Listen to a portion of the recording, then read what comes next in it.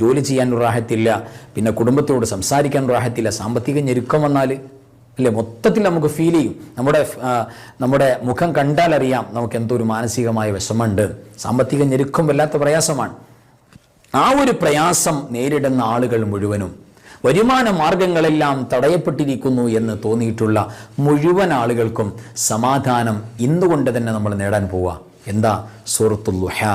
നബി സല്ലല്ലാഹു അലൈഹി വസല്ലം തങ്ങളെ സമാധാനിപ്പിച്ച ആ ഒരു സൂറത്ത് കൊണ്ട് അത്തരം ആളുകൾക്ക് മുഴുവനും സമാധാനമാണ്. എന്താ ചെയ്യേണ്ടത്?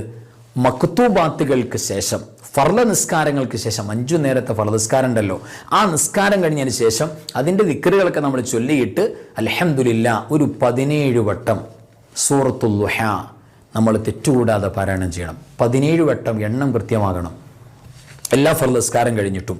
അങ്ങനെ പതിവാക്കി പോന്നാൽ ഒരു 11 ദിവസം കഴിയുമ്പോഴേക്ക് നമുക്ക് അത്ഭുതങ്ങൾ കണ്ടു തുടങ്ങാം.